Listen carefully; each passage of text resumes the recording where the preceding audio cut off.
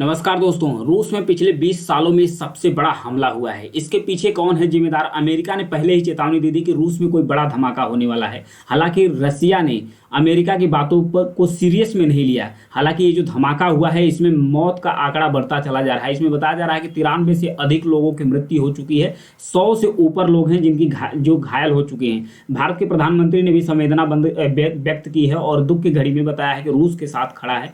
तो आइए समझते हैं कि ये घटना कैसे हुई है। इस घटना में एक कंसर्ट होने वाला था। अमेरिका जो रसिया का एक सिटी है मॉस्को सिटी, मॉस्को उसके सिटी, उसके उत्तर पश्चिम शहर है क्रास्नोगार्स्क। उसमें मौजूद एक क्रॉकस सिटी हॉल है। उसमें एक कंसर्ट कॉम्प्लेक्स होने वाला था। पिकनिक नाम का एक रूसी ग्रुप था, रूसी रॉक ग्रुप था, उसी का कार्यक्रम आयोजन उसमें होने वाला था। उसमें 4 बंदूकधारी उसमें एंटर कर गए थे।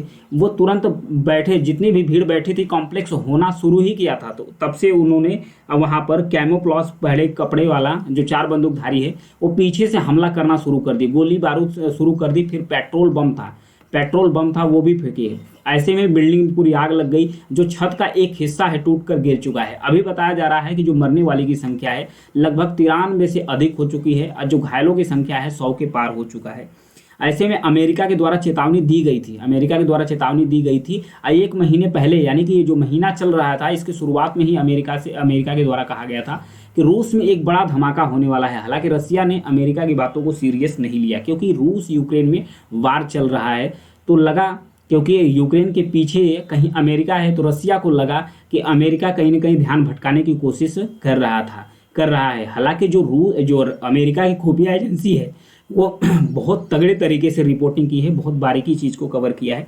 हालांकि ये जो घटना है, इस घटना को अंजाम देने वाला जो आईएसआई है, इस्लामिक स्टेट्स ऑफ सीरिया, जो आज एक चरमपंथी ग्रुप है, यानी कि जो आतंकवादी गुट है, इसने जिम्मेदारी ली। और इसके द्वारा यह भी कहा गया कि जो भी बंदूकधारी है जिसने हमला किया है वो वहां पर पकड़े नहीं गए, वो आसानी से भाग निकले हैं। हालांकि अमेरिका के द्वारा यह भी कहा गया है कि जो आईएसआई कह रहा है, यानी कि जो इस्लामिक स्टेट इन सीरिया के द्वारा कहा जा रहा है, उस पर भरोसा किया जा सकता है क्योंकि ये सारी जो प्लानिंग की गई थी, इसके किसी को इस प्लानिंग के बारे में पता नहीं था और इतना बड़ा धमाका हो चुका था। तो ये था उस कंसर्ट्स हॉल में। और इसके बाद चीन का एक अखबार है, सरकारी न्यूज एजेंसी सिन्हुआ, उन्होंने भी खबर को प्रकाशित करते हुए रूस का जो घटना घटा है इस पर दुख व्यक्त किया है। और अमेरिका के जो दूतावास है उसमें जो अमेरिकी नागरिक है उसको भी चेतावनी दी गई है कि आप भीड़ वाले जगहों पर नहीं जाइए। एक शहर है मॉस्को के अलावा रूस का एक और भी बड़ा शहर है जिसका नाम है सेंट पीटर्सबर्ग। यहाँ पर देखिए मॉस्को है। मॉस्को के जो उत्तर और दक्षिण वाला इलाका है, उत्तर पश्चिम वाला इलाका है, यहीं पर ये धमाका हुआ था। और जो सेंट पीटर्सबर्ग है रसिया का दूसरा सबसे बड़ा शहर है। यहाँ पर भी जो सार्वजनिक कार्यक्रम थे, रूस की तरफ से जो रूस के सिक्योरिटी गार्ड है वो हर जगह तैनात कर दिए गए हैं। जितने भी सार्वजनिक कार्यक्रम है उसको एक पूरी तरीके से रद्द कर दिया गया है। हालांकि रूस एक्टिव हो गया है इन सब सारी घटने को। हालांकि यूक्रेन पर शक जा रहा है तो यूक्रेन ने सीधा मना कर दिया। यूक्रेन ने कहा कि ये हमला यूक्रेन के द्वारा नहीं किया गया है। यूक्रेन का जो रूस से वार चल रहा है वो वहीं रसिया के बीच में चल रहा है, लेकिन उसके अंदर जो बंदूकधारी है वो उसमें आग नहीं लगा पाए थे, यानी कि उसने अपनी हमले से जिम्मेदारी को वापस ले लिया है। तो हमला किया कौन है? सीरिया का ग्रुप है। तो सीरिया कौन है इसके बारे में समझते हैं। जो आईएसआई है इसके बारे में समझते हैं। यहाँ पर देखिए ये है सीरिया और इराक और सीरिया के एक बड़े भाग